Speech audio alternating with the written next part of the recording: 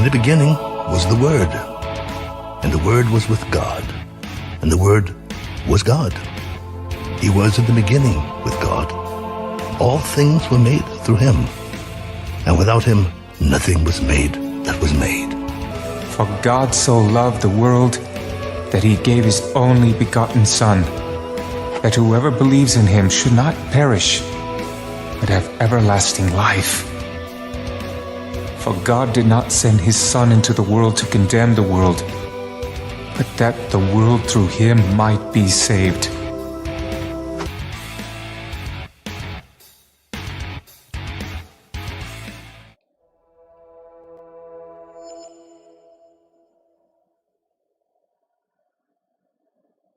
Hello, welcome to the show. How are you doing? This is Untethered Live, and I'm your host, Jake Johnson, and we are going to go off the deep end into some Bible study.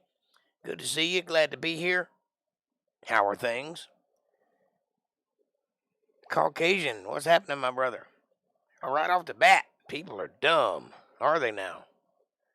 Well, I've found that a person is smart, but people are dumb. A crowd is dumb and panicky and easy to manipulate.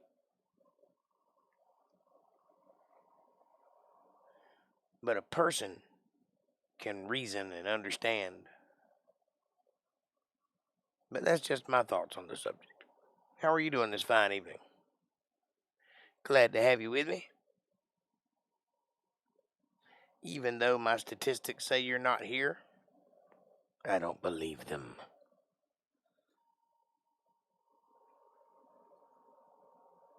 Sometimes I wonder if YouTube is just willy-nilly in the numbers. Just whatever number they want to put out, that's what number you get.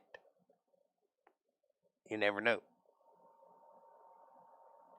Anyway, we are in 2 Samuel tonight, chapter 13, verse 30, I believe it is.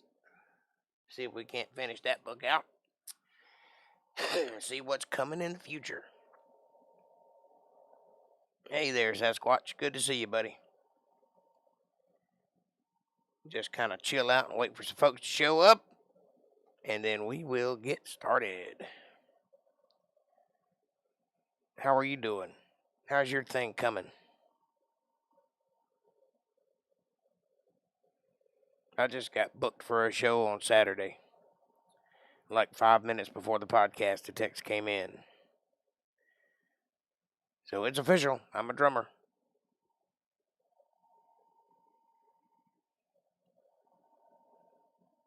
Got to keep moving forward, you know what I mean? Can't sit still. Even though I know I can't sing anymore, at least for now, I can still function as a musician.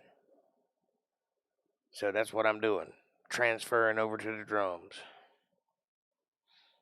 And if I have to, I'll play some bass, but I don't want to because bass players suck.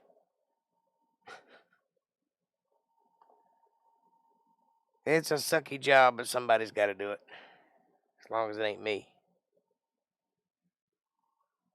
Because you just got to sit over there in the corner and count. Boom, boom, boom, boom, boom, boom, boom, boom, boom, and that's the only thing you get. You can't rock out like a lead guitar player can. You got to stay in the meter, on the beat. A drummer's a little bit the same, but also it's more fun because you're moving around a lot.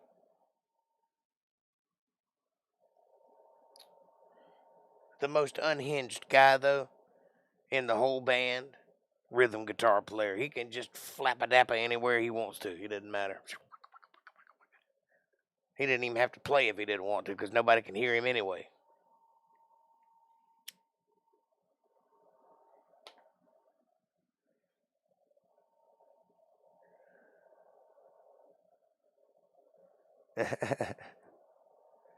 And that's the way a band works. You got the fun guy, the boring guy, the solid guy, and the guy that can do whatever the heck he wants to do. And then you got the lead singer who thinks he runs everything, regardless. Can't do it without him. In his mind, anyway. He is the only guy that's irreplaceable in his own mind. And trust me, I've been in enough of them to know. And I've been all the guys, so I know.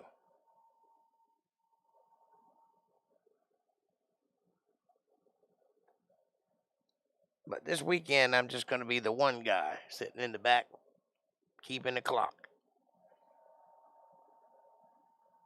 staying in the pocket.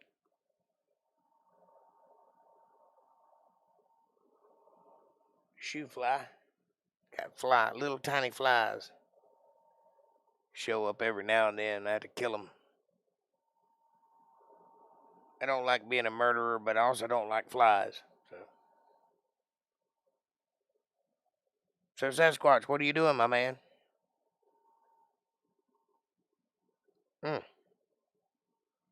Where's Kevin and April at tonight? Diego, Alpine, Darlene.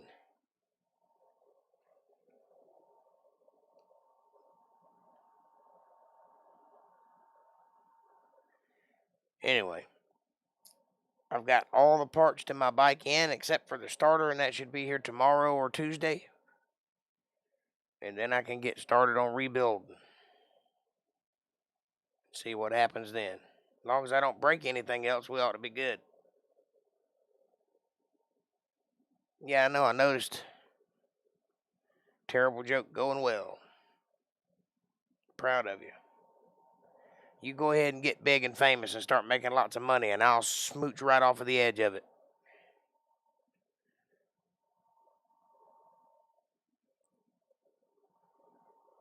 I don't need much.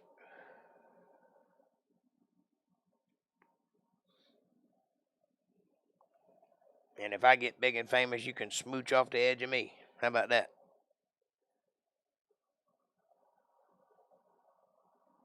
I like it. Sounds like a deal.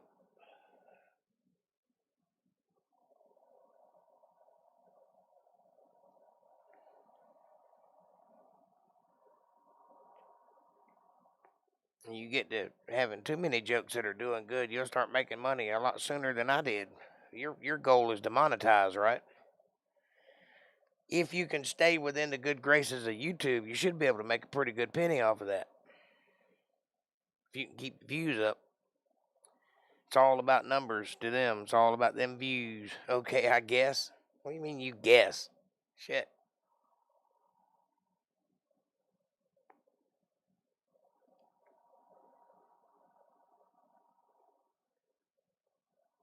If you get big and famous, I am absolutely going to exploit knowing you.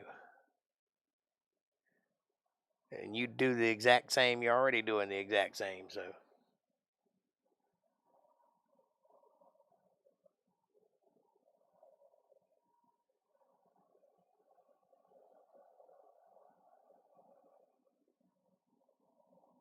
You're not expecting to monetize? Well, you should, if you can do it. See, I already know right off the bat I can't monetize because I'm touching a subject matter that YouTube does not appreciate, which means they're going to be banning me more often than not. So I ain't even going to try to do that, go that route anyway. But if you can stay on this side of their political leanings and not draw the eye of Sauron in your direction, you can make pretty good money on YouTube. I think Tim Pool just he bought him a mansion, a big piece of property, and he's spending money like crazy. He's been doing videos of going into like music stores and buying all the instruments and shit. He went into a liquor store and bought like $12,000-$13,000 worth of shit.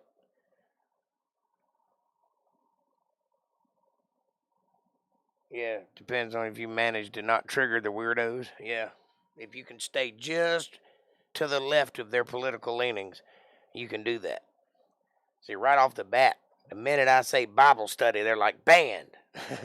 They don't want none of that. I understand that. I knew that getting into it, but telling silly jokes and whatever else you intend to do with your channel, that's right up their alley. They like that shit. Just don't say anything political. Or don't mention the ivermectin.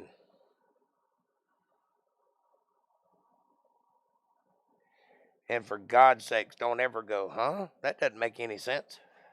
They don't like it when you do that. Follow the narrative.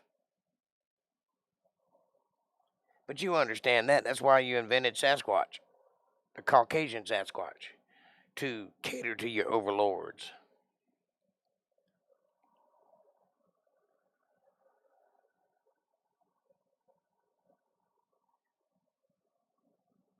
But yeah,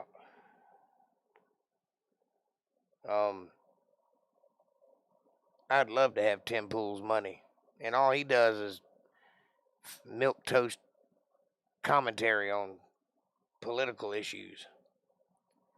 And now, granted, he does work hard. He puts out a lot of content. I'll give him that. But he's making a stupid amount of money with YouTube. He's actually considered rich now. I don't know what he's worth exactly, but I know he's considered rich. He's well off. He's well off enough that he can go blow money on whatever he wants to go blow money on.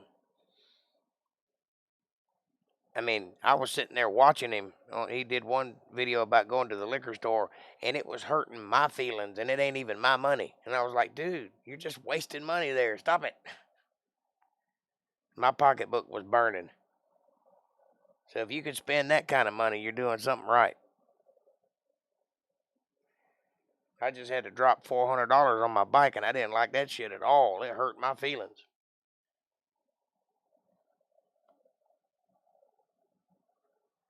That's hard-earned money. He could, like, find that in his couch cushions. And you notice that's why he's got all them people hanging around him. You ever watch that Castle? It's like a behind-the-scenes kind of, everyday life kind of shit. He's got a whole commune going on there. There's like 20 people hanging around him. Well, yeah, if you got that kind of money, you got friends. I bet if he runs out of money, they won't stay there long, though. I say exploit the system. If you can make money on YouTube, do it.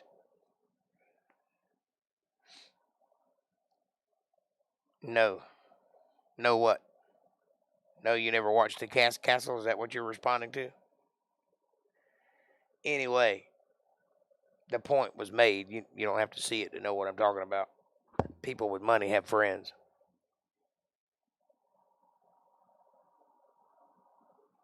Lots of friends. Everybody wants to be your friend.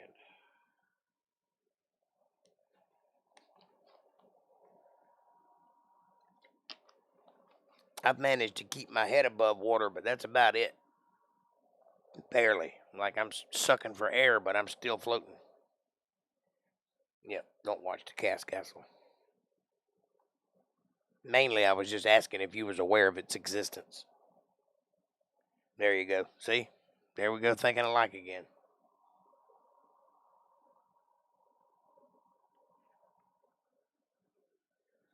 But the point is, he's got a lot of people hanging around him because he's got lots of money to spend, and they love spending it for him. And he lets them. He's got to know. I don't know how he can't not know. Like, yeah, I'm your buddy. Let me hold that black card. Damn. That's one thing I don't envy about people with money, is that you don't know who your friends are. And I don't know if there's a way you can tell who your friends are unless they've been with you from the beginning. Then you might know. But, you know. Like if you and I were to make it doing this, I feel reasonably sure that I can count on you. Because I've been able to count on you when I didn't have anything. But if some new person were to come in and be all buddy-buddy and want to be my best friend and get all close and personal, I don't think I'd trust that very much. At the very least, I'd be weary of them.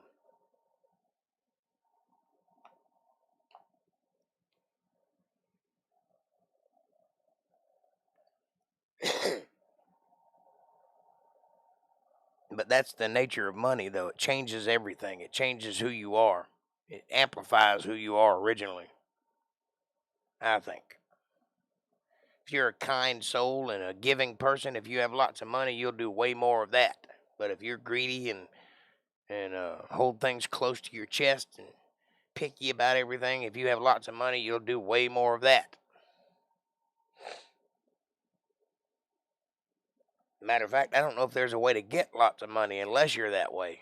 I mean, you kind of got to do something crooked to make that kind of money. I don't think honesty will get you that kind of cash. Once in a blue moon, maybe. If you're lucky.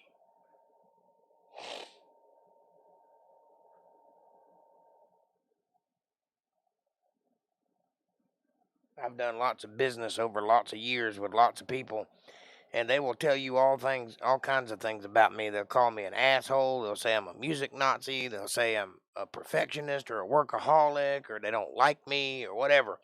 Arrogant, cocky. They'll never, ever tell you I cheated them, though. They'll always tell you straight up, he's straight up with the money, because that's the way it is. It ain't my money. I don't look at money like a gain. I look at it like a tool, you know. If you want good help, you got to pay good help. And that money has to come from your cut. Because it ain't going to come from nowhere else. So I've always been real good about that. I've even fired people and made sure they got paid.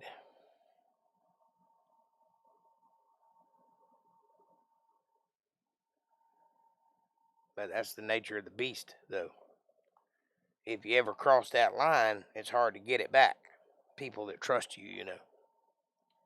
I've got guys that I can call right now at 9 o'clock at night and say, hey, be so-and-so tomorrow, and they'll be there. No questions asked. They won't even ask me why. They'll just know that something good's going to happen. And the reason I have that is 20 years of doing fair by them, you know. It didn't just come out of the nebula. You have to work at it. You have to gain respect, gain honor. And I think I can say that my guys respect me. They may not like me, but they respect me. I'm an acquired taste anyway, for whatever reason. You either love me or you hate me. There ain't no in between.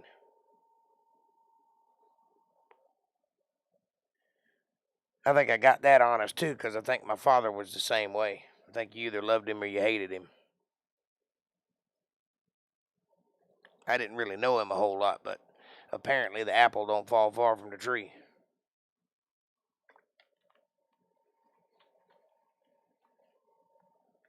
Okay, where's everybody at?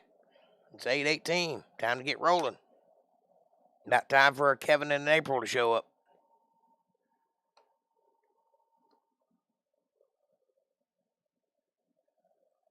And a Diego, at least. Might just be me and you tonight, Sasquatch. I've been feeling a slow day coming.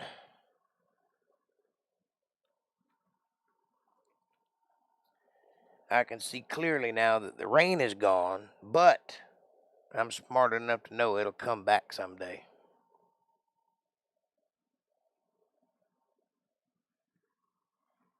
I'm pretty excited about this gig I got coming up next week, though. It's very nice.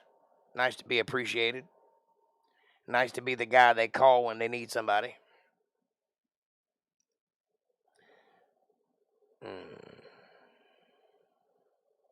IDKOK.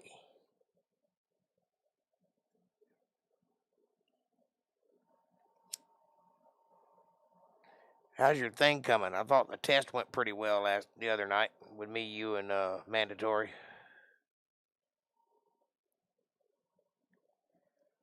Seemed appropriate. Like you got a good little setup. As long as you get them videos to start at 1 and not repeat themselves, I think that's the main thing you got to worry about on that. But as far as the format, the responding to the videos and making little snide jokes and all that, I think that's perfect. I think people enjoy watching that. And then that all hinges on your ability to find the good shit. Find the good videos. You ever watch MXR?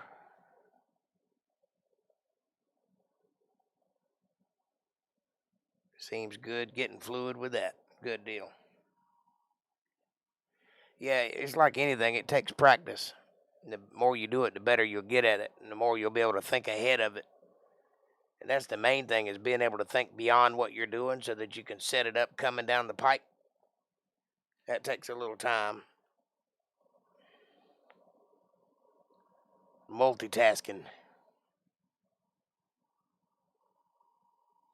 You should check out MXR. He does like meme commentary. That's pretty funny stuff. He's kind of like Zeducation. I know you know who that is.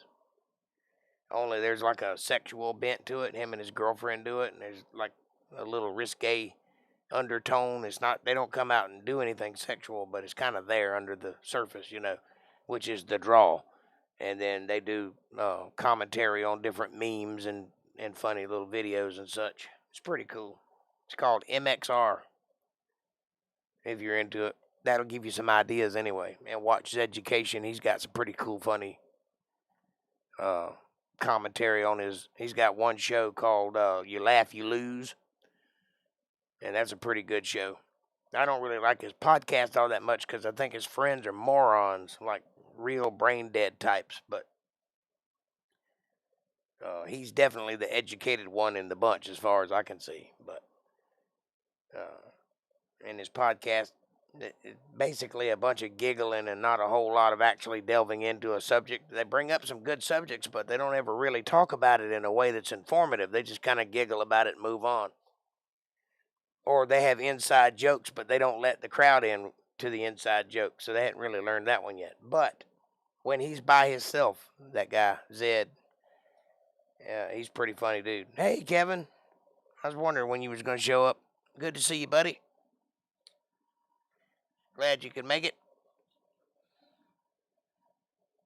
And so on Sundays and Thursdays, I think he does that You Laugh, You Lose challenge, which is basically just him showing funny meme videos, kind of like what you're doing, and then making jokes about them. And that's pretty funny stuff. And I think if you do that right, there's a good possibility of you making a good living doing that, because people love to laugh. And if you can put a spin on it that isn't there already, you got something. April is asleep after a good night at the casino. Sweet. Glad you guys had a good night. She has the big television in to you. When she wakes up, she will see you. April, you're dreaming about alligators attacking your feet. Wake up. There's a snake in the bed. Yep, I'm trying to make me laugh. Hey, that's a good way to start. If you trust your sense of humor, then you make you laugh and you got something. Diego, what's happening, brother? Good to see you.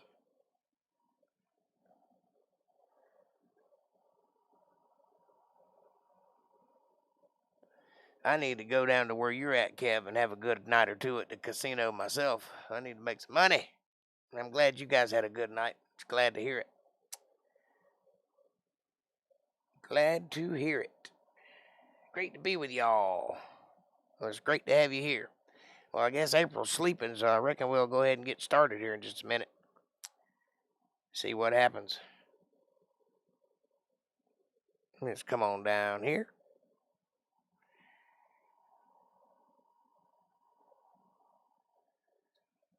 We're going to start in 2 Samuel 13:30. So if you got your Bibles handy, crack them open and let's get to roll on. Anything anybody want to say before we get started? All right then. And it came to pass, while they were in the way, that tidings came to David, saying, Absalom hath slain all the king's sons, and there is not one of them left. Then the king arose and tare his garments, and lay on the earth. And all his servants stood by with their clothes rent. kind of wondering what David's doing here. And Jonadab, the son of Shemiah, David's brother, answered and said, Let not my lord suppose that they have slain all the young men in the king's sons. For Amnon only is dead. For by the appointment of Absalom, this hath been determined from the day that he forced his sister Tamar. You posted an auspicious short? No, aquaponics short. Well, cool. I need to check that out. So if you remember correctly, Amnon kind of raped his sister because he had the hots for her and he pretended to be sick. And she came in to take care of him and he forced himself on her. And from that day forward, Absalom had it out, had him marked. He was going to get that man. And he did get him. Got him good. Took a couple of years, but he got him. And so I guess what Jonadab is saying to David is, don't freak out just yet. Maybe all of them aren't dead. Well, we know that Absalom had it out for the one guy, but maybe the rest of his sons are still alive. So don't count your chickens before they hatch. Don't panic just yet. Now, therefore, let not my lord the king take the thing to his heart. Don't panic just yet. To think that all the king's sons are dead, for Amnon only is dead. But Absalom fled, and the young man that kept the watch lifted up his eyes and looked, and behold, there came much people by the way of the hillside behind him. And Jonadab said unto the king, Behold, the king's sons come, as thy servant said, so it is. And it came to pass, as soon as he had made an end of speaking, that behold, the king's sons came, and lifted up their voices and wept. And the king also and all his servants wept very sore. They were glad to see him. They thought for sure they had been killed. But Absalom fled and went to Talmai, the son of Ammihud, the king of Geshur. And David mourned for his son every day, missed him. I know a little bit about that. So Absalom fled and went to Geshur, and was there 3 years. And the soul of King David longed to go forth unto Absalom, for he was comforted concerning Amnon, seeing that he was dead. Yeah, well, when a man messes with your daughter, you want him to die. That's just all there is to it. Now Joab, the son of Zeruiah, perceived that the king's heart was toward Absalom. Well, you think it's his son, and he hadn't seen him in 3 years. Yeah, his heart's towards his son, I promise. And Joab sent to Tekoa, and fetched thence a wise woman, and said unto her, I pray thee, feign thyself to be a mourner, pretend like you're mourning, and put on now mourning apparel, and anoint not thyself with oil, but be as a woman that had a long time mourned for the dead. Pretend like you really laying it thick, Act like you've just lost everybody. And come to the king and speak on this manner unto him, so that Joab puts the words in her mouth. So he's trying to get on the good side of the king and get him out of his funk. So he basically hires a woman to pretend like she's in the same position and go talk to him, but he tells her what to say. A little Cyrano de Bergerac going on here. And when the woman of Tekoa spake to the king, she fell on her face to the ground and did obeisance, which is to pay homage to or to worship, and said, Help, O king. And the king said unto her, What aileth thee? What's the matter with you, woman? And she answered, I am indeed a widow woman, and mine husband is dead. And thy handmaid had 2 sons, and they 2 strove together in the field, and there was none to part them, but the one smote the other and slew him. This is, of course, a total lie. And behold, the whole family is risen against thine handmaid, And they said, Deliver him that smote his brother, that they may kill him, for the life of his brother whom he slew, and we will destroy the heir also. And so they shall quench my coal which is left, and shall not leave to my husband neither name nor remainder upon the earth. In other words, there's going to be no inheritance left when they get done killing off all of her heirs, her husband's offspring. This is a total lie, by the way, but she's laying on the dog pretty thick to try to get into the sad graces of King David. And the king said unto the woman, Go to thine house, and I will give charge concerning thee. And the woman of Tekoa said unto the king, My lord, O king, the iniquity be on me and on my father's house, and the king and his throne be guiltless. And the king said, Whoever saith aught unto thee, anybody speaks to thee, bring him to me, and he shall not touch thee any more. I'll protect you, young lady.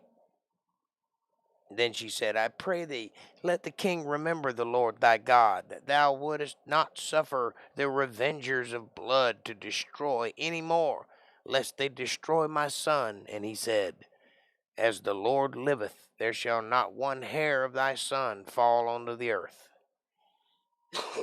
Well, if her son actually existed, that would be a noble charge, but again, she's lying to him. Then the woman said, Let thine handmaid, I pray thee, speak one word unto my lord the king. And he said, Say on. And the woman said, Wherefore then hast thou thought such a thing against the people of God? And the king doth speak this thing as one which is faulty, in that the king doth not fetch home again his banished. For we must needs die, and we are as water split on the ground, which cannot be gathered up again. Neither doth God respect any person, that's true, yet doth he devise means that his banished be not expelled from him. I wonder what they're getting at here. Are they trying to convince David to go fetch Absalom and bring him home? I don't know. Whatever means they're up against here, it's nefarious. They're trying to get one over on him somehow. Now, therefore, I am come to speak of this thing unto my lord the king. It is because the people have made me afraid. And thy handmaid said, I will now speak unto the king. It may be that the king will perform the request of his handmaid. For the king will hear to deliver his handmaid out of the hand of the man that would destroy me and my son together out of the inheritance of God. Then thine handmaid said, The word of my lord the king shall now be comfortable, for as an angel of God, so is my lord the king to discern good and bad. Therefore the Lord thy God will be with thee. Well, God ain't with people when they're lying, and he's certainly not with people when they're deceived. So we'll just have to wait and see. Then the king answered and said unto the woman, Hide not from me, I pray thee, the thing that I shall ask thee. And the woman said, Let my lord the king now speak. And the king said, Is not the hand of Joab with thee in all this? And the woman answered and said, Thy soul liveth, my lord the king, none can turn to the right hand or to the left from aught that my lord the king hath spoken.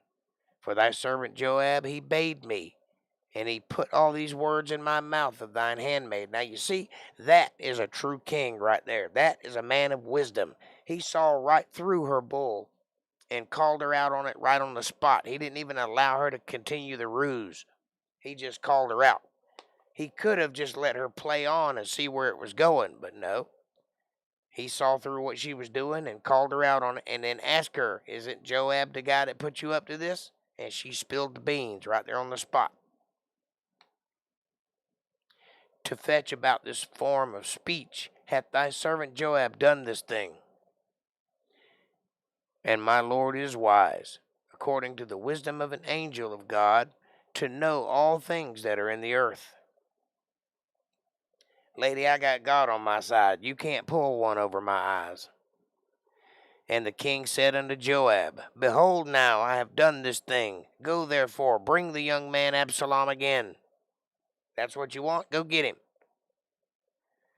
And Joab fell to the ground on his face and bowed himself and thanked the king. And Joab said, Today thy servant knoweth that I have found grace in thy sight, my lord, O king, in that the king hath fulfilled the request of his servant. So Joab arose and went to Geshur and brought Absalom to Jerusalem. Well, it looks like he got his way, even though the king saw through what he was doing. I guess the king's thought was you could have just said something. You didn't have to play this wild game here. You could have just came right out and said it. And the king said, Let him turn to his own house, and let him not see my face. So Absalom returned to his own house and saw not the king's face. But in all Israel there was none to be so much praised as Absalom for his beauty. He was a good-looking fellow. He had long, flowing, reddish blonde hair. He was built like a brick kitchen. He was built to the nines. He had abs and forearms and pecs. He was a good-looking fellow. All the ladies wanted some Absalom. And some of the men, too.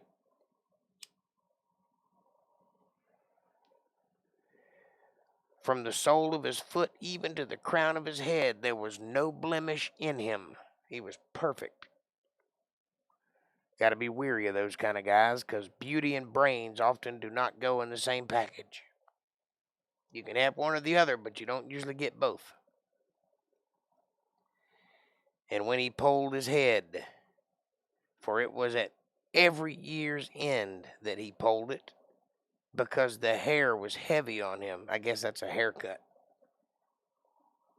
Therefore he polled it. He weighed their hair of his head at 200 shekels after the king's weight. So in other words, he had really long hair, and he polled it. Now, I don't know what polled means. It could mean that he put it in a sheath, wrapped it where it stuck up, like a tassel. He could have done that, or it could mean that he's cutting his hair. I'm not exactly sure, but he did something with his hair anyway, because it got heavy every year. And unto Absalom there were born 3 sons, and 1 daughter, whose name was Tamar. So you see, that's Absalom's daughter that was raped. That's why he killed that other guy. She was a woman of fair countenance. So Absalom dwelt 2 full years in Jerusalem, and saw not the king's face. So for 5 years he hasn't seen his dad. Therefore Absalom sent to Joab to have sent him to the king, but he would not come in to him.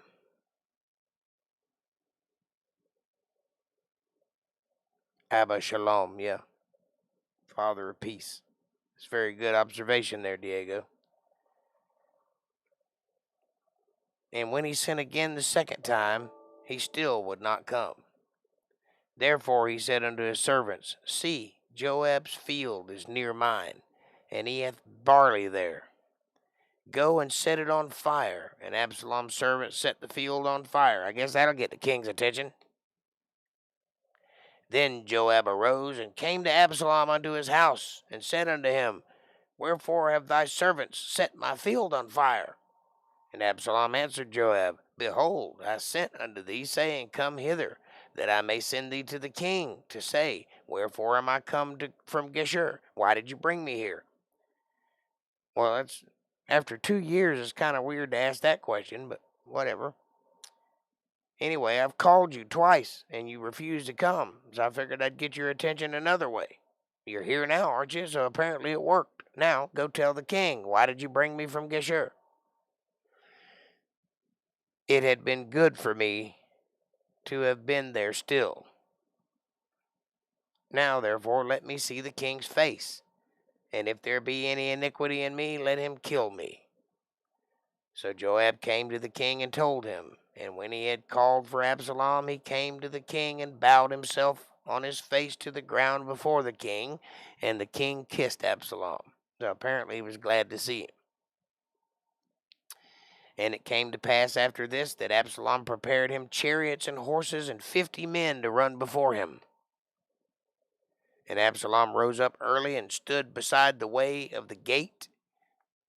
And it was so that when any man that had a controversy came to the king for judgment, that Absalom called unto him and said, Of what city art thou? And he said, Thy servant is one of the tribes of Israel. And Absalom said unto him, See, thy matters are good and right, but there is no man deputed of the king to hear thee. In other words, there's no deputies around. Absalom said, Moreover, O that I were made judge of the land, that every man which hath any suit or cause might come unto me, and I would do him justice. You see, Absalom is kind of setting himself up here to be appointed judge over these people. And it was so that when any man came nigh to him to do obeisance, which is to pay homage or to show worship or something like that, he put forth his hand and took him and kissed him, I guess to show that he was welcomed. And thus begins the revolt of Absalom against his father. You got it. But right now, there is no peace between him and his father, King David. Well, that's true, because him and his father are set in opposition. He's there against his will in Jerusalem. He wanted to be in Gershon, or whatever the name of that place is. And his father had sent for him and had him brought there. So he's wanting to know why he's there. And if I'm going to be here, I might as well get something out of it. So he's trying to set himself up as judge right now, which will not bode well for the king if he gets that position. And on this manner did Absalom to all Israel that came to the king for judgment. So Absalom stole the hearts of the men of Israel. And it came to pass after 40 years that Absalom said unto the king, I pray thee, let me go and pay my vow, which I have vowed unto the Lord in Hebron. For thy servants vowed a vow while I abode at Geshur, that's the place, in Syria, saying, If the Lord shall bring me again indeed to Jerusalem, then I will serve the Lord. And the king said unto him, Go in peace. He arose and went to Hebron. But Absalom sent spies throughout all the tribes of Israel, saying, As soon as ye hear the sound of the trumpet, then ye shall say, Absalom reigneth in Hebron. And with Absalom went 200 men out of Jerusalem that were called. And they went in their simplicity, meaning they were dressed down, they didn't show themselves, they didn't make a scene, they just kind of left. And they knew not anything. And Absalom sent for Ahithophel,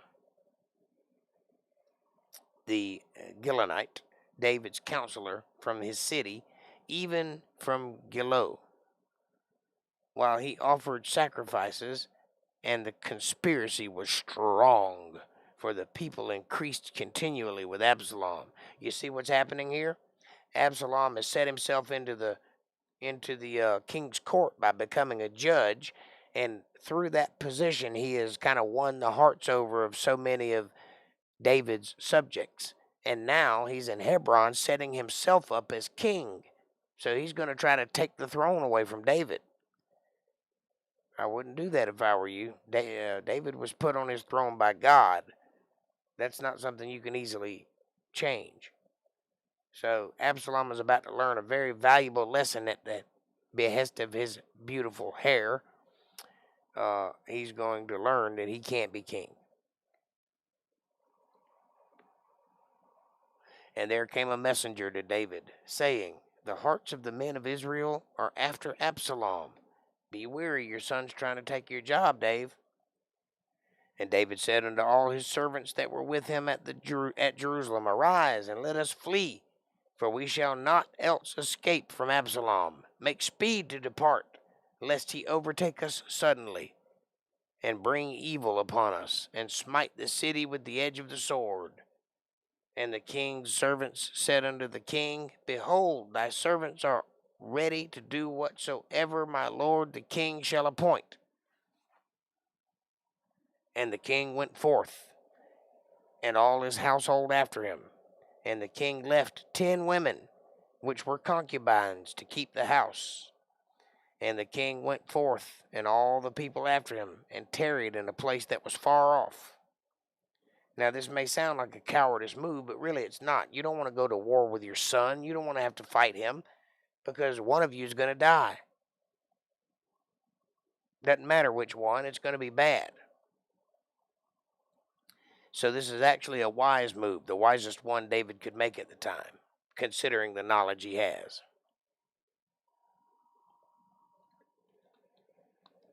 And all his servants passed on beside him, and all the Cherethites, and all the Pelethites, and all the Gittites, 600 men, which came after him from Gath, passed on before the king. Then said the king to Ittai the Gittite, Wherefore goest thou also with us? Return to thy place, and abide with the king, for thou art a stranger, and also in exile. Whereas thou camest but yesterday, should I this day make thee go up and down with us? Seeing I go whither I may, return thou, and take back thy brethren. Mercy and truth be with thee. You've only been with us for a day. I don't expect you to have to go through what we're about to go through, so go home. Take your brothers with you. Have mercy and peace and truth. And Ittai answered the king and said, As the Lord liveth, and as my lord the king liveth, surely in what place my lord the king shall be, whether in death or life, even there also will thy servant be. Well, that's loyalty for you. And David said to Ittai, Go and pass over. And Ittai the Gittite passed over, and all his men, and all the little ones that were with him. And all the country wept with a loud voice, and all the people passed over. And the king also himself passed over the brook Kidron. And all the people passed over towards the way of the wilderness. And lo, Zadok also, and all the Levites were with him, bearing the ark of the covenant of God. And they set down the ark of the covenant of God, and Abiathar went up until all the people had done passing out of the city. And the king said to Zadok, Carry back the ark of God into the city. If I shall find favor in the eyes of the Lord, he will bring me again and show me both it and its habitation. But if he thus say, I have no delight in thee, behold, here am I. Let him do to me as he seemeth good unto him, as it seemeth good unto him. And the king also said unto Zadok the priest, Zadok is an interesting word. That means chosen one or anointed one, or given knowledge. The name Melchizedek has the word Zadok in it. Mecca meaning heaven or peace, and Zadok meaning anointed or chosen, which is another reason why we think Melchizedek may have been after the Spirit of Christ. Art thou not a seer? Return into the city in peace, and your 2 sons with you, Ahimaaz thy son, and Jonathan the son of Abiathar. See, I will tarry in the plain of the wilderness until there come word from you that certify me. Zadok therefore and Abiathar carried the ark of God again to Jerusalem, and they tarried there. And David went up by the ascent of Mount Olivet, or the Olive Mountain, and wept as he went up, and had his head covered, and he went barefoot, because he was on holy ground. And all the people that was with him covered every man his head, and they went up weeping as they went up. And one told David, saying, Ahithophel is among the conspirators with Absalom. And David said, O Lord, I pray thee, turn the counsel of Ahithophel into foolishness. That's a pretty good prayer to pray. The guy that's counseling the king that's against you, make him an idiot. So all the counsel he gives, all the advice he gives, comes out as foolishness. That won't help their cause very much, and I'm sure God will oblige. And it came to pass that when David came to the top of the mount, where he worshipped God, behold, Hushai the Archite came to meet him with his coat rent and earth upon his head, meaning he's mourning. Unto whom David said, If thou passeth on with me, then thou shalt be a burden unto me. But if thou return to the city and say unto Absalom, I will be thy servant, O king, as I have been thy father's servant hitherto, so will I now also be thy servant. Then mayest thou for me defeat the counsel of Ahithophel. So he's sending a spy unto Absalom, one of his trusted men. Pretty smart move, Dave. Seems like you got this war thing handled, and your son could probably learn a thing or two from you, but instead he thinks he knows everything. He thinks he's got it handled. Wonder how that's going to turn out for old Absalom.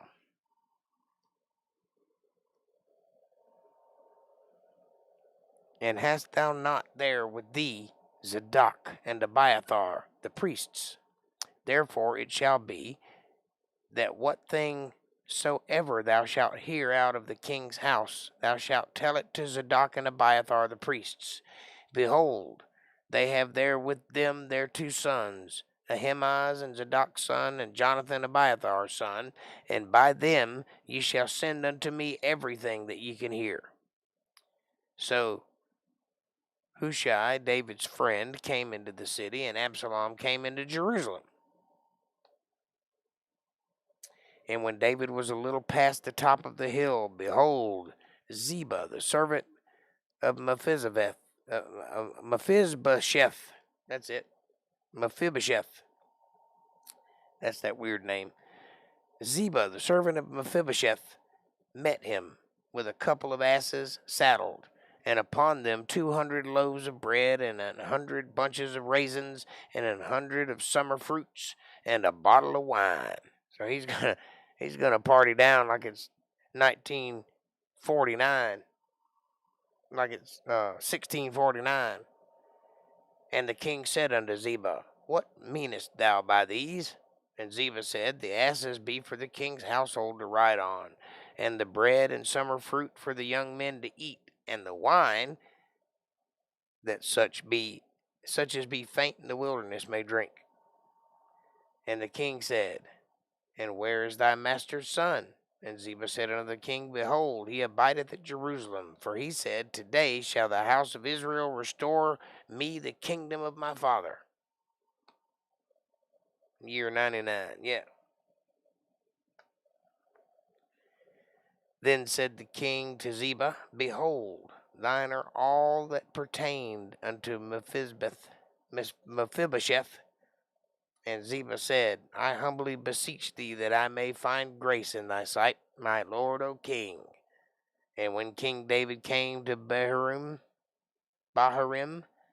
behold, thence came out a man of the family of the house of Saul, whose name was Shimei, the son of Gera.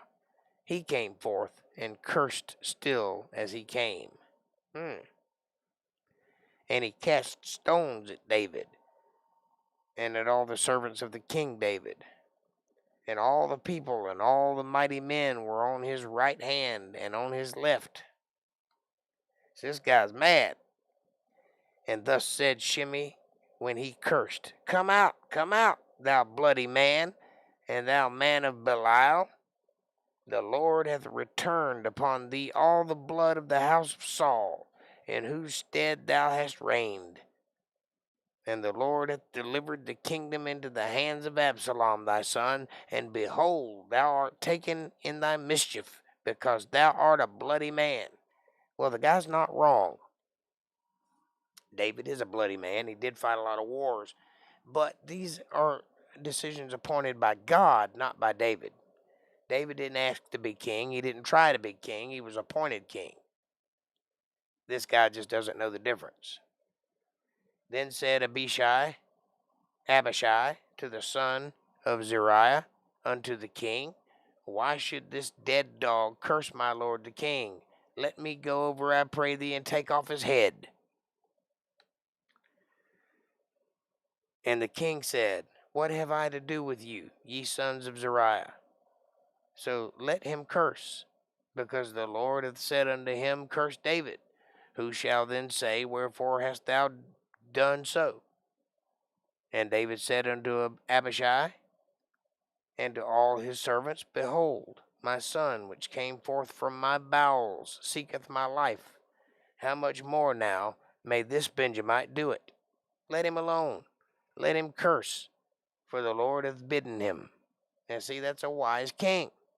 He realizes this man don't have the whole story, so that's his job, is to protect King Saul. He doesn't know that God appointed David. So let him curse. That's what God told him to do, so let him do it.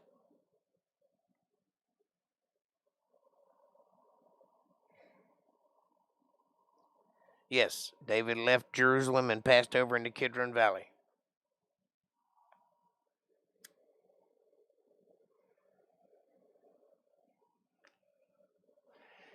It may be that the Lord will look on mine affliction, and the Lord will requite me good for his cursing this day. And as David and his men went by the way, Shimei went along on the hillside over against him, and cursed as he went, and threw stones at him, and cast dust. I mean, this guy was mad. And the king and all the people that were with him came weary and refreshed themselves there. And Absalom and all the people, the men of Israel, came to Jerusalem, and Ahithophel with him. And it came to pass, when Hushai the Archite, said David's friend, was come unto Absalom, that Hushai said unto Absalom, God save the king, God save the king. And Absalom said to Hushai, is this thy kindness to thy friend? Why wentest thou not with thy friend? Why weren't you with me? Why did you just come to me now? And Hushai said unto Absalom, nay, but whom the Lord and this people and all the men of Israel choose, his will I be, and with him I will abide. I don't know if Absalom believes him or not. And again, whom should I serve? Should I not serve in the presence of his son? As I have served in thy father's presence, so will I be in thy presence. Then said Absalom to Ahithophel, give counsel among you what we shall do. And Ahithophel said unto Absalom, go unto thy father's concubines, which he hath left to keep the house, and all Israel shall hear that thou art abhorred of thy father. Then shall the hands of all that are with thee be strong. So they spread Absalom a tent upon the top of the house, and Absalom went in unto his father's concubines in the sight of all of Israel. So you ask of counsel, and the first thing you do is bang all the concubines. I guess if you're king, it's good to be king. It's good to be the king. And the counsel of Ahithophel, which he counseled in those days, was as if a man had inquired at the oracle of God. So was all the counsel of Ahithophel, both with David and with Absalom. Moreover, Ahithophel said unto Absalom, let me now choose out 12,000 men, and I will arise and pursue after David this night. And I will come upon him while he is weary and weak-handed, and I will make him afraid, and all the people that are with him shall flee, and I will smite the king only. Might not be as easy as you think it is, Ahithophel. And I will bring back all the people unto thee. The man whom thou seekest is as if all returned, so all the people shall be in peace. And the saying pleased Absalom well, and all the elders of Israel. Then said Absalom, Call now Hushai the Archite also, and let us hear likewise what he saith. And when Hushai was come to Absalom, Absalom spake unto him, saying, Ahithophel hath spoken after this manner. Shall we do after his saying? If not, speak thou. And Hushai said unto Absalom, The counsel of Ahithophel hath given is not good at this time. For said Hushai, Thou knowest thy father and his men, that they be mighty men, that they be chaffed in their minds, as a bear robbed of her whelps in the field. And thy father is a man of war, and will not lodge with the people. In other words, your dad's pretty smart, Absalom, and he's pretty badass too. If I was you, I wouldn't go pick a fight with him. Behold, he is hid now in some pit or in some other place, and it will come to pass, when some of them be overthrown at the first, that whosoever heareth it will say, There is a slaughter among the people that follow Absalom. And he also is valiant, whose heart is a heart of a lion, shall utterly melt. For all Israel knoweth that thy father is a mighty man, and they which be with him are valiant men. Therefore I counsel that all Israel be generally gathered unto thee, from Dan even to Beersheba, as the sand that is by the sea for multitude, and that thou go to battle in thine own person. Go yourself, don't send somebody else. So shall we come upon him in some place where he shall be found, and we will light upon him as the dew falleth on the ground.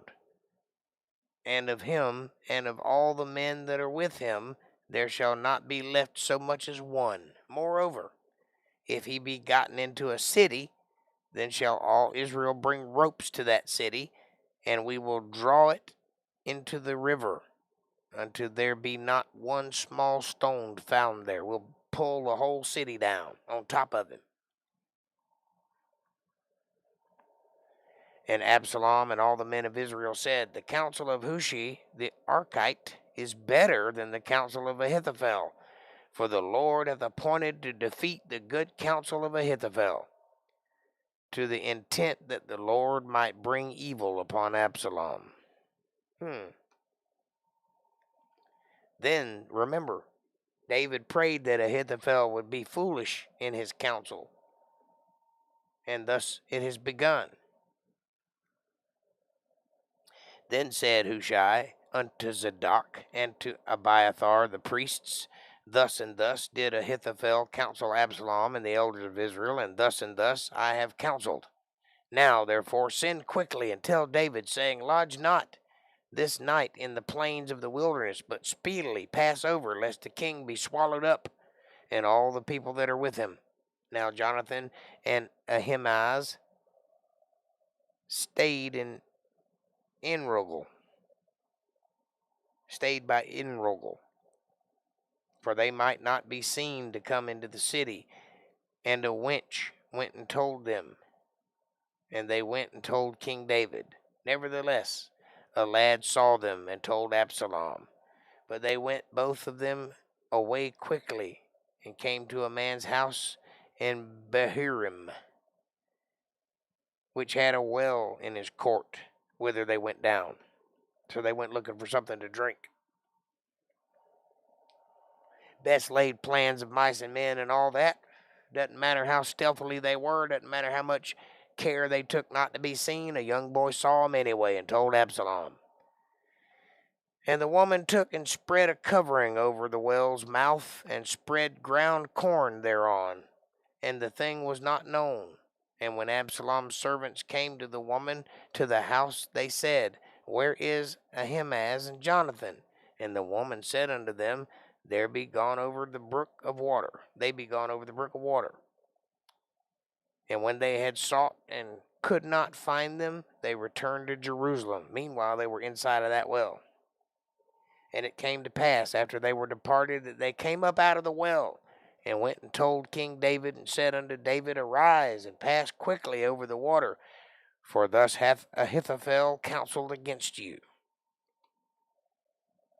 Then David arose, and all the people that were with him, and they passed over Jordan by the morning light. There lacked not one of them that was not gone over Jordan. And when Ahithophel saw that his counsel was not followed, he saddled his ass and arose and gat him home to his house. He took his ball and went home to his city, and put his household in order, and hanged himself and died, and was buried in the sepulchre of his father.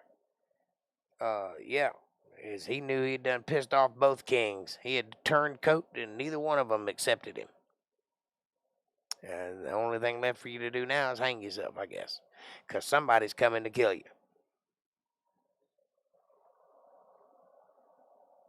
And then David came to Mahanaim, and Absalom passed over Jordan, he and all the men of Israel with him. And Absalom made Amasa captain of the hosts instead of Joab, which Amasa was a man's son, whose name was Ithra, an Israelite, that went into Abigail, the daughter of Nahash, sister of Zeruiah, Joab's mother. So Israel and Absalom pitched in the land of Gilead. And it came to pass, when David was come to Mahanaim, that Shobi, the son of Nahash of Rabbah, of the children of Ammon, and Machir, the son of Amiel, of Lodabar, and Barzillai, the Gileadite, of Roglim, brought beds and basins and earthen vessels, and wheat and barley and flour and parched corn and beans and lentils and parched pulse and honey and butter and sheep and cheese. Man, I'm getting hungry. For kine, which is cows, cattle, for David and for the people that were with him to eat. For they said, The people is hungry and weary and thirsty in the wilderness. And David numbered the people that were with him, and set captains of thousands and captains of hundreds over them. And David sent forth a third part of the people under the hand of Joab, and a third part under the hand of Abishai, the son of Zeruiah, Joab's brother, a third part under the hand of Ittai the Gittite. And the king said unto the people, I will surely go forth with you myself also. But the people answered, Thou shalt not go forth, for if we flee away, they will not care for us, neither if half of us die, will they care for us. But now thou art worth 10,000 of us. Therefore now it is better that thou succor us out of the city. That's to sneak or smuggle out.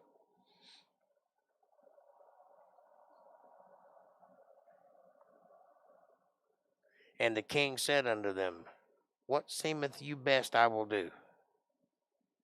And the king stood by the gate.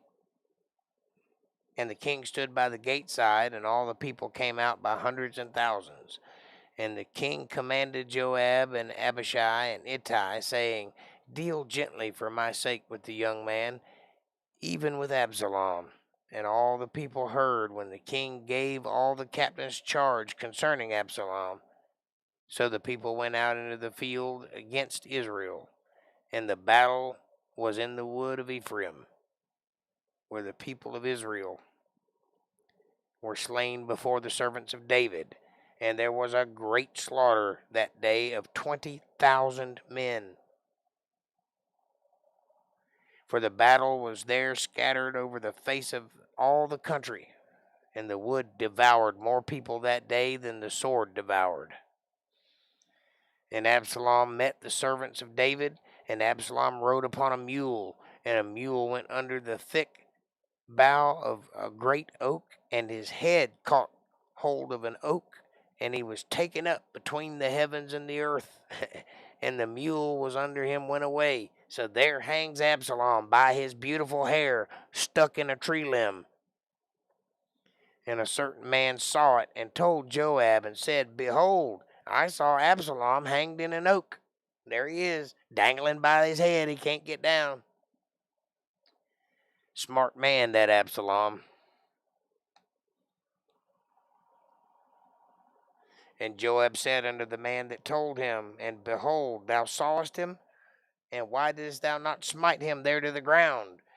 Because it was funny. That's why.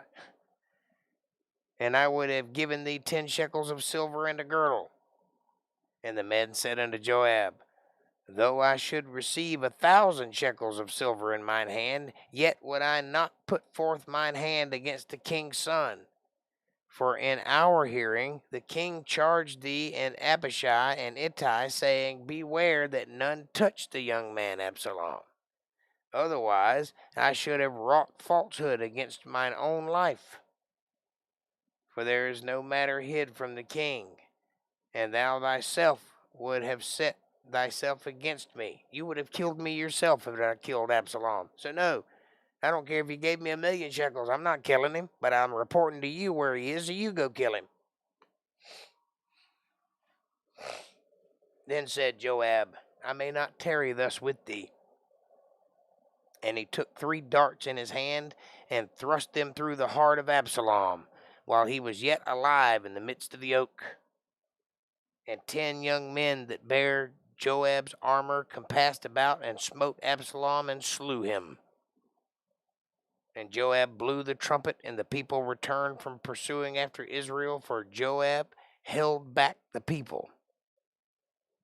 And they took Absalom, and cast him into a great pit in the woods, and laid a very great heap of stones upon him, and all Israel fled, every one to his tent. Now Absalom in his lifetime had taken and reared up for himself a pillar, which is in the king's dale, for he said, I have no son to keep my name in remembrance.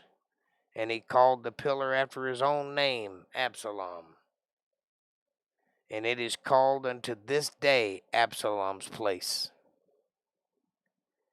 Then said Ahimaaz, the son of Zadok, Let me now run and bear the king tidings. Let me go tell King David what has happened. How that the Lord hath avenged him of his enemies.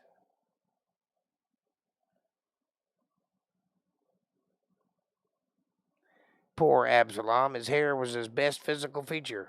I don't know if it was his best, but he definitely had beautiful hair. And that's the thing that caught him up in the end. Did him in. Led to his downfall, that's right. And Joab said unto him, Thou shalt not bear tidings this day, but thou shalt bear tidings another day. But this day thou shalt bear no tidings, because the king's son is dead. Give him a minute. Then said Joab to Cushi, Go tell the king what thou hast seen. And Cushi bowed himself unto Joab and ran. Then said Ahimaaz the son of Zadok yet again to Joab, But howsoever, let me, I pray thee, also run after Cushi. And Joab said, Wherefore wilt thou run, my son, seeing that thou hast no tidings ready? But howsoever, he said, let me run. And he said unto him, Run. Then Ahimaaz ran by the way of the plain, overran Cushi. And David sat between the 2 gates, and the watchman went up to the roof over the gate unto the wall, and lifted up his eyes and looked, and behold, a man running alone. That would be Ahimaaz. He's going to tell David first. And the watchman cried and told the king, and the king said, if he be alone, there is tidings in his mouth. And he came apace and drew near. And the watchman saw another man running. And the watchman called unto the porter and said, behold, another man running alone. And the king said, he also bringeth tidings. And the watchman said, me thinketh the running of the foremost is like the running of Ahimaaz, the son of Zadok. And the king said, he is a good man, and cometh with good tidings. And Ahimaaz called and said unto the king, all is well. And he fell down to the earth upon his face before the king, and said, blessed be the Lord thy God, which hath delivered up men that lifted up their hand against my lord the king. And the king said, is the young man Absalom safe? And Ahimaaz answered, when Joab sent the king's servants, and me thy servant, I saw a great tumult, but I knew not what it was. And the king said unto him, turn aside and stand here. And he turned aside and stood still. And behold, Cushi came, and Cushi said, tidings, my lord the king, for the Lord hath avenged thee this day of all them that rose up against thee. And the king said unto Cushi, is the young man Absalom safe? And Cushi answered, the enemy of my lord the king, and all that rose against him, do thee hurt. But as that young man is. And the king was much moved, and went up to the chamber over the gate, and wept. And as he went, thus he said, O my son Absalom, my son Absalom, would God I had died for thee, O Absalom, my son, my son. And it was told Joab, behold, the king weepeth and mourneth for Absalom. Yes, he does. Losing your son is a terrible thing. Even if your son's got a big head and thinks he can outdo you and wants to kill you or turn against you, you never stop loving your child, even if he does that. And when you're faced with that awful decision to have to fight against your own flesh and blood, it is not one that you enjoy, I promise. And no matter what your kids do, you will always love them, and you will always die for them in a heartbeat. But sometimes the world has other ideas. And the victory that day was turned into mourning unto all the people. For the people heard say that day how the king was grieved for his son. And the people gat them by stealth that day into the city, as people being ashamed steal away when they flee in battle. But the king covered his face, and the king cried with a loud voice, O my son Absalom, O Absalom, my son, my son. And Joab came into the house of the king, and said, Thou hast shamed this day the faces of all thy servants, which this day have saved thy life, and the lives of thy sons and daughters, and the lives of thy wives, and the lives of thy concubines, in that thou lovest thine enemies, and hateth thy friends.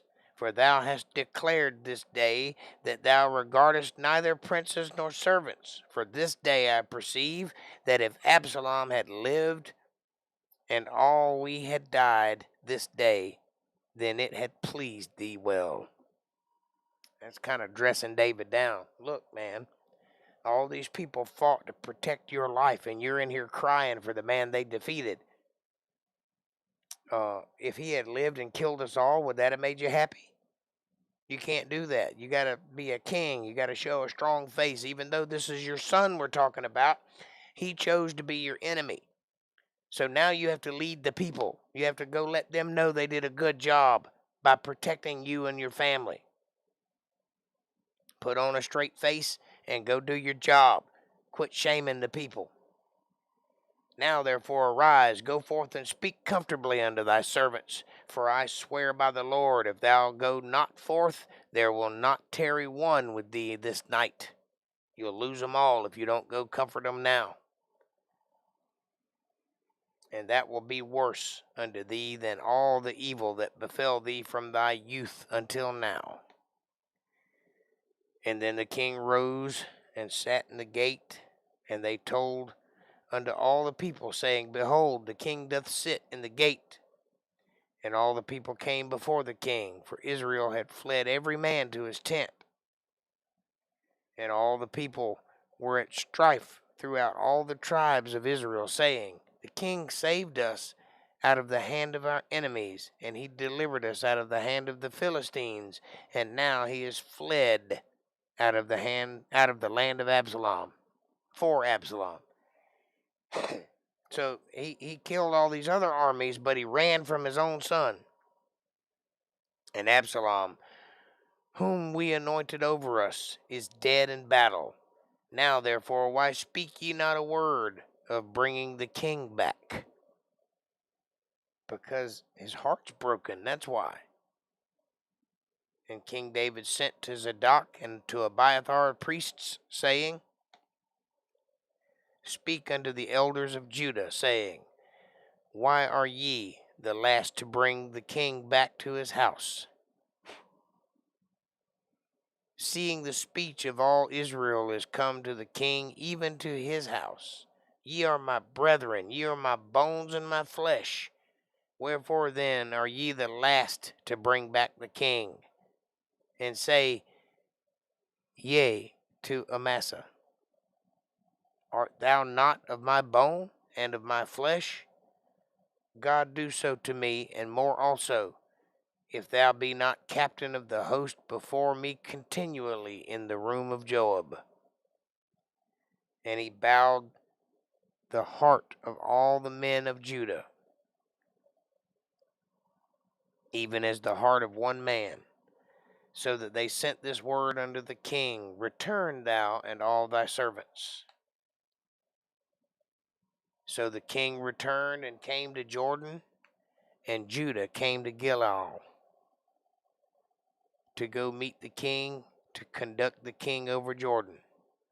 And Shimei, the son of Gera, a Benjamite, which was of Bahurim, hasted and came down with the men of Judah to meet the King David. And that's where we're going to stop for today, folks. We will pick up in 1917 tomorrow night.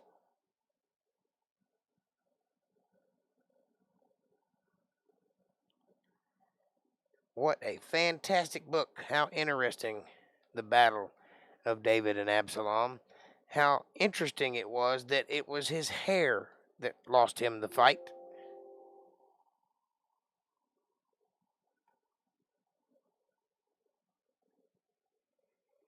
How interesting. I just ran out of disk space. So I'm going to have to download this video from YouTube because, I don't have a copy of it anymore. Hey, do me a favor. Hit that subscribe button and press the bell icon so you'll get notifications of when I'm going to be here. Smash that like button like it owes you money. God knows it owes me some. Share this video with somebody you love. Better yet, share it with somebody you don't love. Bring them into the family. Make them part of the fold. Be part of their solutions, not part of their problems. Leave a comment down below and let me know what you're thinking. Question me, curse me, bless me, challenge me, confront me, conform with me. Drink my Kool-Aid. Drink your own damn Kool-Aid. As long as you're thinking, that's what I want. Critical thought coming from that brain of yours. And if you love the Word of God, and you love this ministry, and you want to help us build this thing into something great, if you want to reach out and touch more souls and more lives and help us do it, or if you just want to help us keep the lights on, please do me a favor and go to paypal.me/JakeJohnsonBand. Every little bit helps. Tithes and offerings, love offerings and gifts, all accepted. Whatever you can spare is fine. I appreciate the gesture, and it will go to the Word of God. So I appreciate it. And thank you for your support. And with that, I will round out the video with your questions and comments. Oh, what did you think about that book? Did you love it? Did you hate it? Did you learn anything? Did it leave you speechless? Do you feel bad about having long hair now? Let me know. Inquiring minds want to know. I have to do some shuffling around because I ran out of disk space during this video. Means my hard drive's full. I'm going to have to do some deleting or something. Let me see what I can do now. Make sure I don't crash and burn.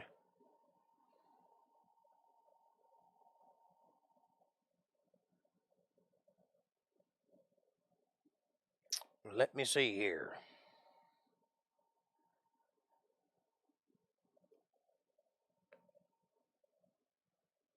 That'll help.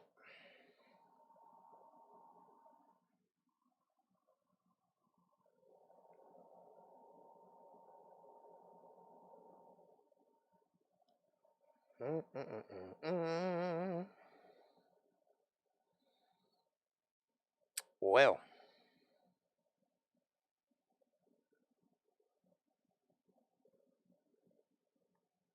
I have 44 megabytes left of space.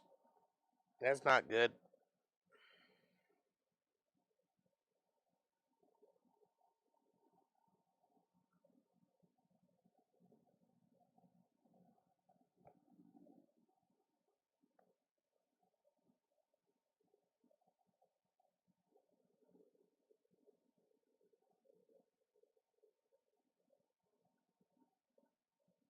I'm just moving a couple things.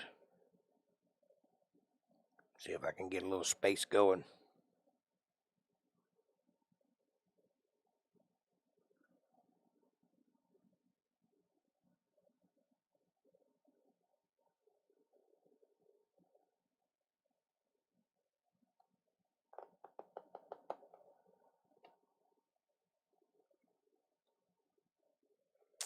I have to do this every now and then.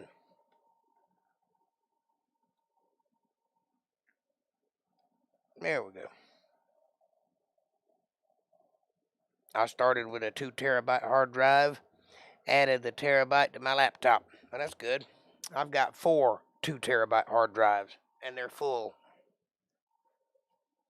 I need to buy another one. I need to make some money. I need a new terabyte hard drive.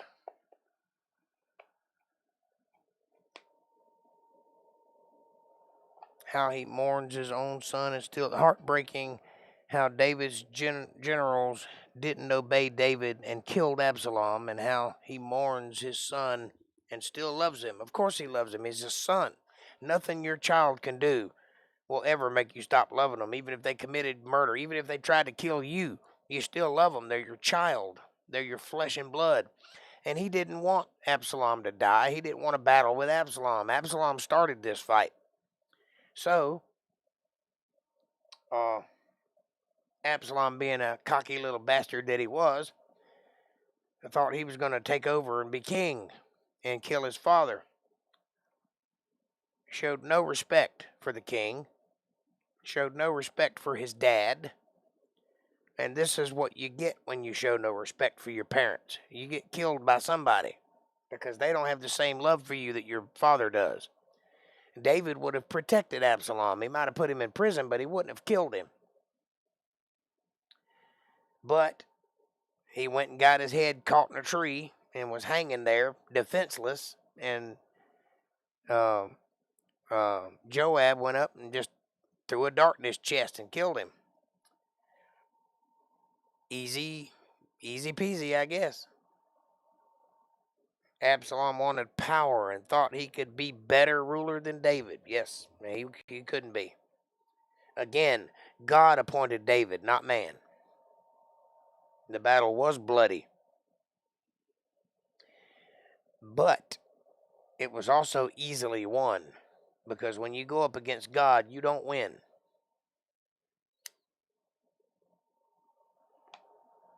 And that's just the way it be.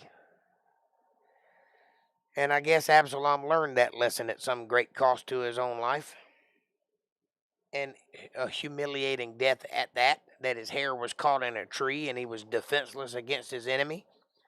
His enemy didn't even get a chance to fight with him. He just stuck him in the heart. Done. Because he was hanging from a tree from his long hair.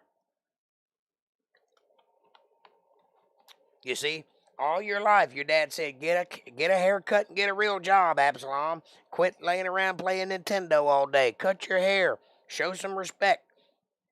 And then it's your hair that does you in. Kind of think you ought to listen to your dad. You know what I'm saying?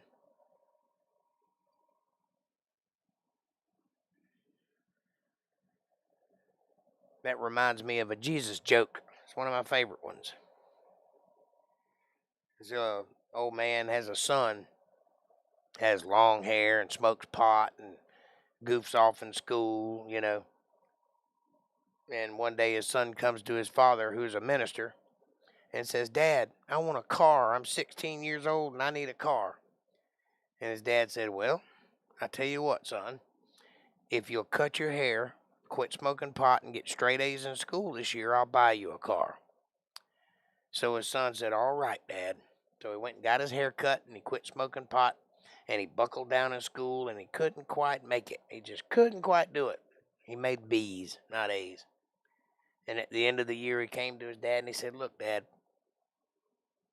I cut my hair, I quit smoking pot, and I have really, really tried to make good grades in school, but I just didn't quite make the A's. His dad said, well, that was the deal, straight A's. He said, I know, Dad, but come on, man. I messed up the joke. This is why I'm not a comedian. So he got straight A's and he quit smoking pot, but he just couldn't bring himself to cut his hair. That's the joke. And so finally he says, come on, Dad. I've done everything you asked me to do, but I just don't want to cut my hair. His dad said, well, that's the deal. It's a haircut or no car. He said, hey, Dad, Jesus had long hair. And his dad said, yeah, he did. He said, well, if it's good enough for Jesus, it's good enough for me. His dad said, yeah. Well, if you read a little further into that book, you'd find out that Jesus walked everywhere he went, too. That's the joke. I screwed it up. I'm sorry. But anyway, it's funny. If you can tell a better joke, tell that joke with pleasure. It is funny. It wasn't a battle, it was a massacre. Yeah, kind of, sort of. He learned by losing his life. Yes, he did. Why didn't they obey him? Because they're men, and they're battle men. They're in battle, they want to kill something. That's what people in armies do. So when they came up on the enemy, they killed him. Also, one of them probably knew full well that if they didn't kill him, that they would continue to have trouble with him. So they wanted to get the king back on the throne. They did their job. David knows they did their job. That's why David hasn't punished them for doing it. Interesting how David crossed the Kidron Valley, the same valley that our Lord crossed over before his passion. Why is that interesting? They're from the same area. Naturally, they'd be in the same places.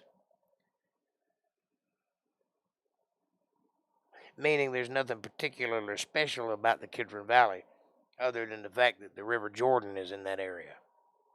There is something special about that river, River Jordan. But yeah, they're from the same town, basically. A lot of what happens in the Bible happens in that area. Almost all of it.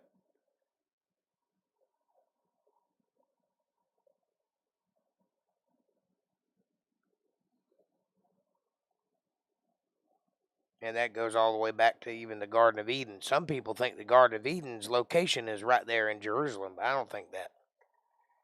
I think it's down a little further. I think it's under the Red Sea at the moment.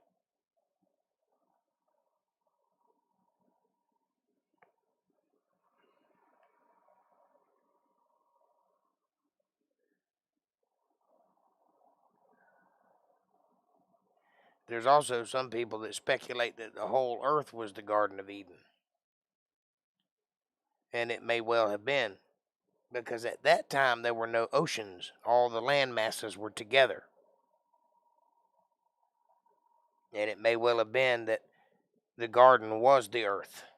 And it says that he planted them eastward in Eden. It doesn't say that Eden is to the east.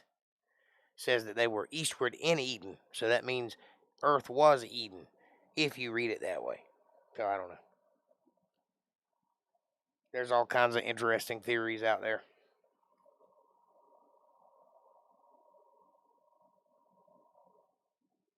Without the pesky ocean, the Red Sea would be paradise. Yeah, it probably would be. The whole Earth would have been paradise back then. Nothing but tropical everything. We would have no seasons. It wouldn't get cold. It wouldn't get too hot. It'd be perfect all the way through. The flood changed all of that. Changed the topography of the Earth. Changed the rotation of the Earth. Changed the seasons of the Earth. Changed everything. Changed the atmosphere of the Earth.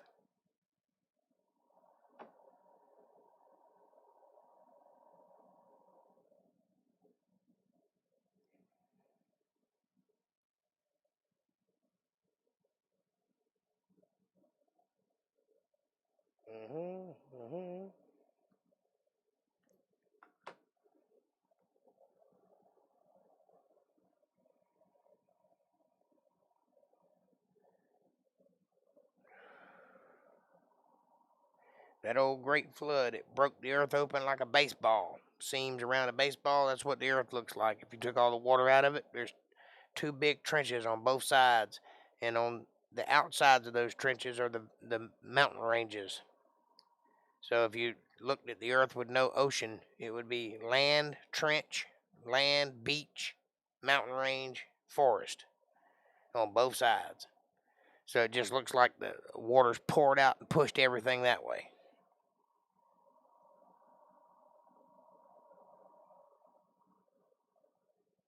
And pushed up the mountains. See, there were no high mountains in those days either. A lot of people are like atheists to say things like, well, if the flood happened and you say it rained enough that it covered Mount Everest, so forth and so on. No, there was no Mount Everest. April update. She is kind of awake. What is the difference between my wife and my freezer? I don't know. You tell me.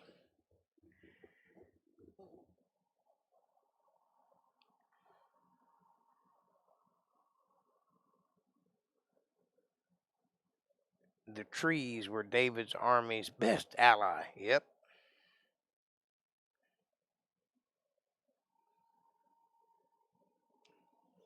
That just goes to show you, if you have long hair and you're on a horse and you're in the heat of battle, make sure you're wearing it in a ponytail. Don't be letting it all sticking up in the air, because you're going to get hung up in a tree and somebody going to whip your tail.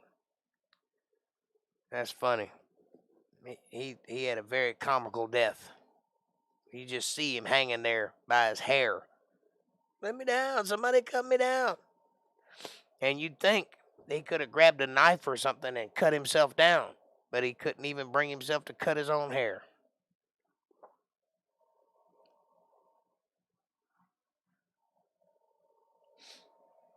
I believe I could have figured a way out of that. If nothing else, I'd have flipped up and got my feet hung up in the tree and then pulled my hair out. I wouldn't have just hung there and waited till somebody come to fetch me. And that somebody happened to have a dart aimed at my heart.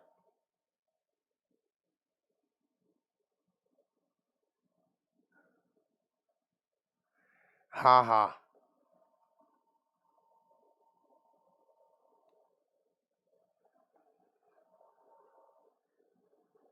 Not exactly the most appropriate place for that joke.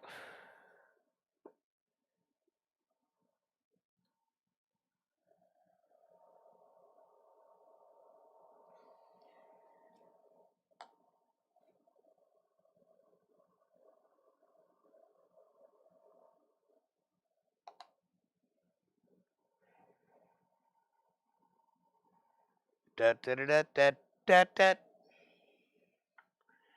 That is the last of my Mountain Dew.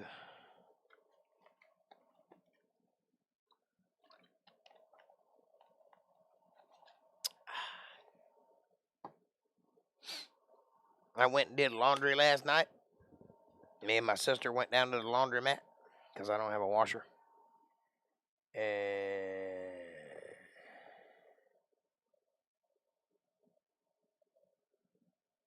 And so I got all my laundry done, and I'm happy. I do it about once a month. I get all my laundry done. And I actually have something clean to put on. That's nice. It's always nice. David mourned the death of his son. Yes, he did. And it was a tragic death, too. He didn't want his son to die. Even though he rebelled against him. Yeah, well, like I said, there's nothing your children can do to make you stop loving them.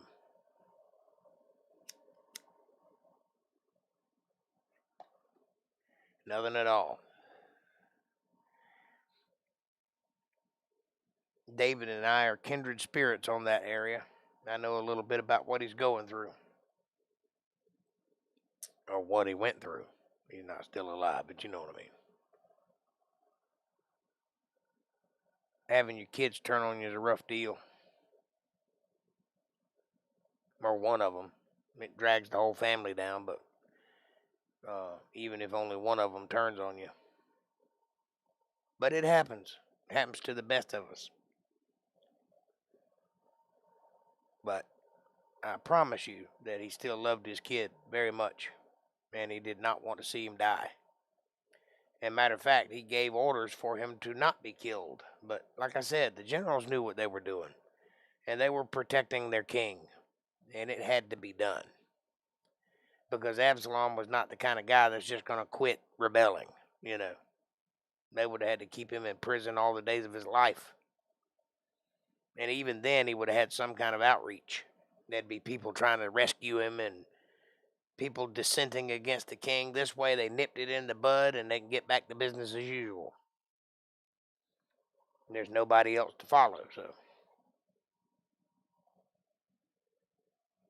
But Absalom was absolutely in the wrong in his rebellion. Very much the same kind of thing that the devil did, turning against his father. This is a theme that has gone throughout the entire Bible, even from the beginning. Son turns against the father thinking he can do better, thinking he can be a better king or a better God, only to get defeated in the end by that God or that father. Because that's the natural order of things. King James Version. Yeah. Well, King James is a translation of the original texts, and the original texts say the same thing, so I'm with it. It is the closest translation to the original that you can find on planet Earth. I believe it is the inherent, inspired Word of God, left here for the very reason that God promised it would be here, so that we could learn from it. I think that you won't do a better job translating it. There are a couple words that are iffy here and there, but if you have some education, you can find the right meaning of the words by looking them up in the original text and finding out what their meanings are, and then choosing which meaning you think best applies it. Obviously, when you're translating a book, that's what they had to do, and they chose, and sometimes they're right and sometimes they're not. But like I said, if you have an education, you can find out. David's mourning has been set to music. That's interesting. The devil's mistake was coming to Georgia and getting involved in a fiddle contest. Yeah. That was a big mistake. I done told him once, you son of a bitch, he's the best he's ever been.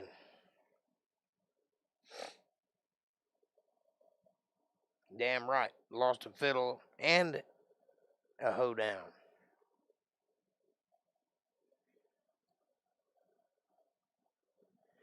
Yep. That old devil should have never came to Georgia.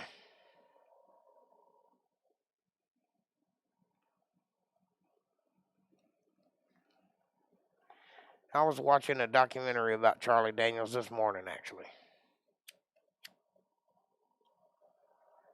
I might finish it tonight.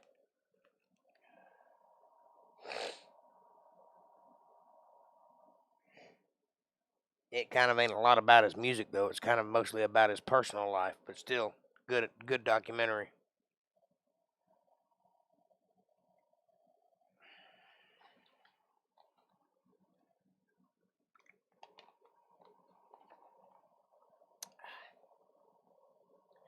All right, ladies and gentlemen. I have got to go to bed because I got to get up early in the morning and handle some business. I love you guys with all my heart. Thank you so much for taking care of me and being here, hanging out. I've enjoyed the night immensely. Be sure to press all the buttons and do all the things, and make sure to BJ, now I lay me down to sleep. Pray the Lord my soul to keep. If I die before I wake, VJ, my best friend. I've been a good doggy. VJ, you want to put little kibbles and bits in my bowl, go to paypal.me/JakeJohnsonBand. Making bits and bits and bits. All right, that's enough of that. Have a good night. I love you guys so much. See you tomorrow night at 8:30, where we will finish this story and find out what happens next. Thanks for watching. Have a great night.